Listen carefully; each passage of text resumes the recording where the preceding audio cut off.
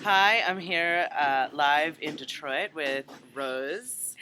Rose Afriyie. Hey, how's And this is everybody doing? Samhita from Feministing, and we are here to talk about the Detroit Social Forum, the US Social Mm. Forum, where we are having a really good time. It's been an amazing couple of days. I had a panel yesterday about new media and how organizers can use new media to win racial and gender justice goals with the fantastic Jorge Rivas from RaceWire. If you haven't checked out RaceWire, please check it out.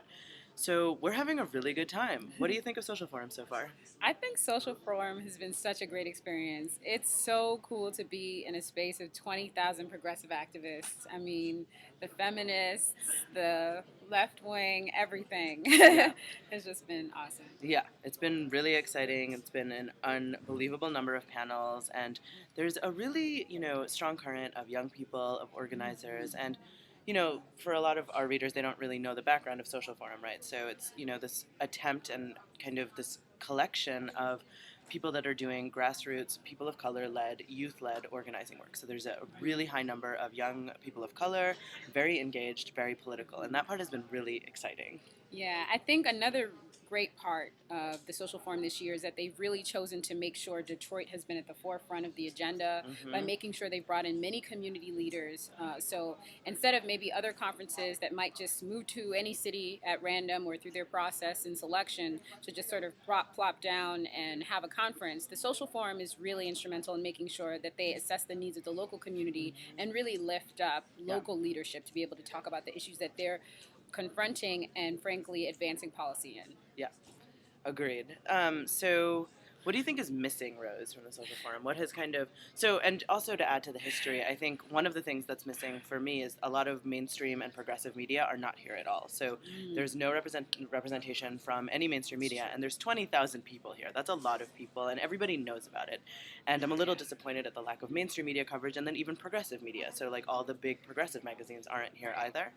And I know there's more folks coming over the weekend, but like part of the problem is that the left is fractured, right? And so Mm-hmm. there's this difficulty of really incorporating these people of color, grassroots-led movements into the mainstream liberal movement, right? So using a similar analogy, how would you say kind of gender justice has been incorporated in the agenda here? I think gender justice, in many ways, has been incorporated by making sure that you do have representation of numerous different issues where women are at the forefront fighting. For example, I blogged recently about the Detroit Police Brutality Coalition. Lots of women involved. Also, food justice, a lot of women are involved in that. But when it comes to, I guess, the traditional track of issues, if you will, that allow for women to really stand up about their condition of oppression that is something they experience because of their gender. I haven't seen a lot of that really show up in the agenda. Hmm. And I think this is just the thing that is, the nature of the beast of the social forum is that there's so many workshops, some of them really great, and it's really difficult to really pinpoint a track, if you will.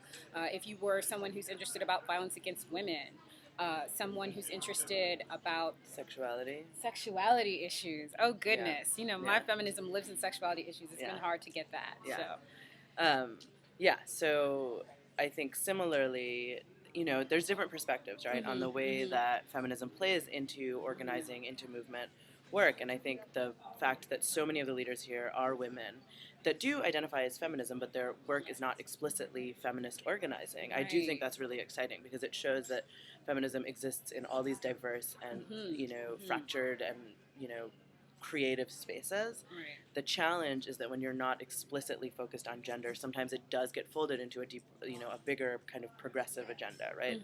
And so, we're definitely trying to figure that out and be as articulate about and specific about women or feminist agenda while also incorporating all these other kind of justice tracks. So, I think that's all we have to say, pretty much. Is there anything else you want to say about? I did want to make a quick mention about mainstream news and just their role. The only sighting I had of actually mainstream news was like before the conference had started, Fox News was around really trying to capture what I guess can be categorized as the most militant, if you will, of progressives, and I haven't actually followed up on that to see what has shown up on the O'Reilly factor. Mhm.